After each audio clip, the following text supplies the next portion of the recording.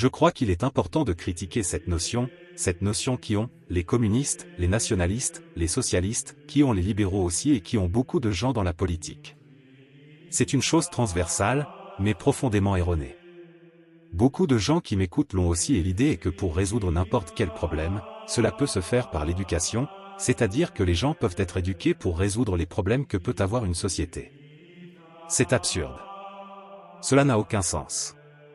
Aujourd'hui, je regardais quelques reportages sur les gens qui aident les gens pendant le thème de la pandémie, les gens qui sont dévoués à se donner aux autres et je me rends compte que ces gens qui étaient engagés à aider les gens, les plus démunis, n'étaient pas du tout ceux qui travaillaient le plus, les plus intelligents, beaucoup moins des personnes ayant un niveau d'éducation élevé, mais des personnes qui avaient simplement leur travail acharné et leur bonne éducation dans un sens très valorique et personnel. Et qu'ils ont pris la décision de participer positivement à l'humanité. Et en ce sens, je me rends compte que ce n'est pas un sujet d'éducation et je reviens sur la même réflexion. Moi, on m'accuse parfois d'être contre l'éducation, parce que j'ai dit que je n'aime pas que les gens aillent à l'université, parce que ça transforme des jeunes cool, intelligents, sympathiques et gentils en un tas d'idiots, aigris, dépressifs, révolutionnaires qui se croient les meilleurs du monde et ont la tête pleine de théories obsolètes, etc. Et ceci est vrai et peut-être très vérifiable. Vous pouvez le vérifier vous-même, avant d'aller à l'université, un jeune homme probablement assez bon, sûrement est maintenant susceptible d'être un idiot amer et en colère contre le monde. Mais il ne s'agit pas d'être contre l'éducation. Si une personne veut apprendre quelque chose, je suis plus favorable à qu'elle le fasse. J'ai recommandé des livres de finance, j'ai recommandé des sujets plutôt culturels, la philosophie.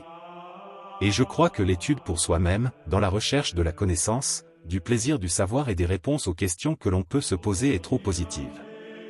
Je suis très favorable à l'exercice scientifique et philosophique que les personnes peuvent réaliser à titre individuel et aussi collectif. Ce que je ne trouve pas correct, c'est l'idée politique que nous allons éduquer les gens pour qu'il n'y ait plus de violations, éduquer les gens pour qu'il n'y ait plus de changement climatique, éduquer les gens pour cela et autre chose, on ne peut pas. C'est absurde.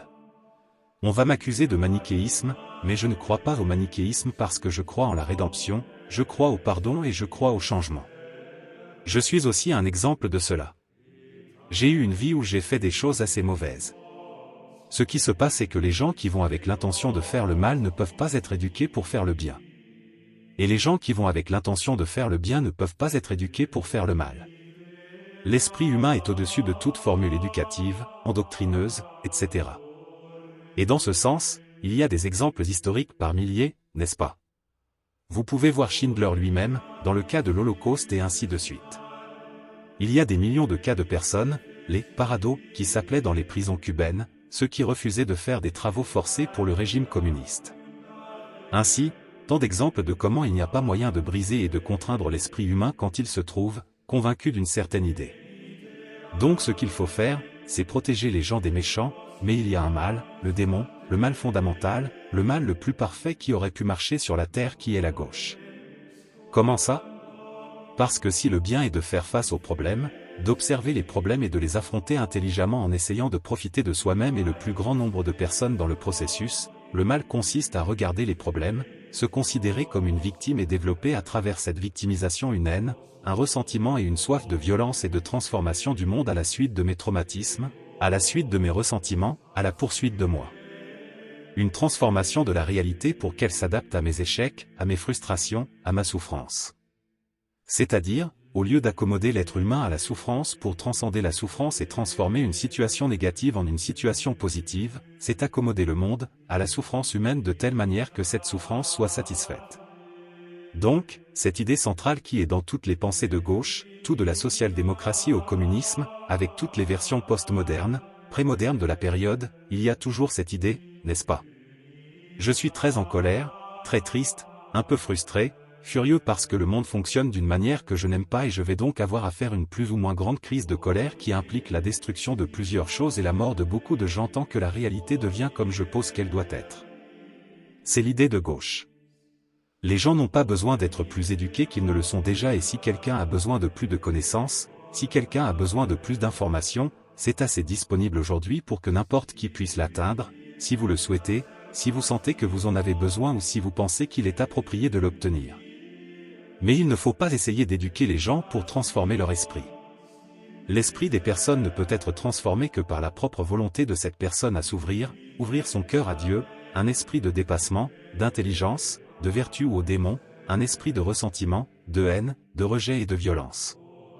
Aujourd'hui, une grande partie de notre pays a été la proie du démon et nous les voyons enragés avec l'envie de détruire, le désir de subvertir, le désir d'en finir avec les autres, le désir d'en finir avec les bourgeois, qu'on en finisse avec le pays, qu'on en finisse avec les fachos, qu'on en finisse avec ceci et avec cela. Et ce ne sont pas des personnes pauvres qui ont connu de grandes difficultés et ce ne sont pas des personnes sans éducation spécifique, parce que la plupart d'entre eux sont des gens qui sont allés à l'université. Et en fait, à l'université, ce qui a été fait, c'était d'introduire le démon dans leur cœur, qu'ils avaient si ouvert et étaient si prêts à recevoir parce que si tu n'avais pas le cœur ouvert pour recevoir le démon, il ne peut pas entrer. Tout comme si vous n'avez pas le cœur ouvert pour recevoir Dieu, il ne peut pas rentrer.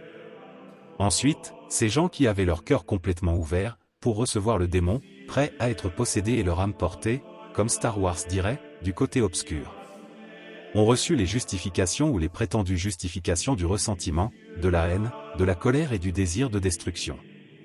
L'adaptation du monde à la souffrance ne résout pas le problème de la souffrance. L'homme s'accommode de la souffrance et, tout en transcendant cette souffrance, il réussit à obtenir une vie meilleure non seulement pour lui mais pour les autres aussi. Aujourd'hui, comme je le disais, ces gens sont nombreux et ce qu'ils demandent le plus, c'est l'éducation. L'éducation pourquoi ? Pour transférer encore plus facilement et avec plus de budget son venin aux autres. Le poison d'une âme obscure pleine de ressentiment et d'envie. Ne tombons pas là-dessus. Les gens n'ont pas besoin d'avoir beaucoup d'éducation pour être bon ou mauvais. L'éducation ne vous rend pas mauvais, l'éducation ne vous rend pas bon, l'éducation n'améliore pas votre esprit et ne l'aggrave pas. Seul le cœur ouvert à Dieu permet de transcender la souffrance, seul le cœur ouvert aux méchancetés du démon, au ressentiment, au rejet, à la haine, te fait devenir un être méprisable. Aujourd'hui, je le répète, nous avons le défi d'ouvrir les cœurs de nos compatriotes à Jésus et de les fermer aux démons. De mettre fin au ressentiment, à la haine, à la colère qui vient des frustrations qui ne sont pas la faute du système. La vie a toujours des frustrations et vous devez transformer ces frustrations en succès et non en destruction. L'excuse est toujours la même, quand vous dites « Hey, mais regardez, ces gars cassent la voiture de la police, mais c'est parce qu'ils sont endettés, parce que pour aller à l'université, c'est cher, c'est leur frustration, c'est leur source de souffrance. » Et donc, quand vous ouvrez votre cœur au diable, cette souffrance se transforme en ressentiment et ce ressentiment se transforme en violence. Et voilà, la réponse, on casse la voiture de la police ou autre. Vous me comprenez. Changeons cette mentalité, changeons cet esprit, et pour cela nous avons un grand défi, mais nous savons que Dieu est tout-puissant et qu'il est avec nous, alors avançons dans cette direction et protégeons toujours les bons des méchants. Ce n'est pas très difficile à comprendre, cela est fait physiquement, spirituellement, intellectuellement, etc. Mais non, l'éducation ne va pas changer le monde, pour le meilleur ou pour le pire. On ne peut pas éduquer les gens dans un sens profond, on ne peut que leur donner des informations, les gens vont prendre les décisions que leur esprit leur dicte et ils seront ouverts à ce que leur esprit leur dicte. Moins vous répandrez le venin diabolique du ressentiment, mieux nous aurons le pays.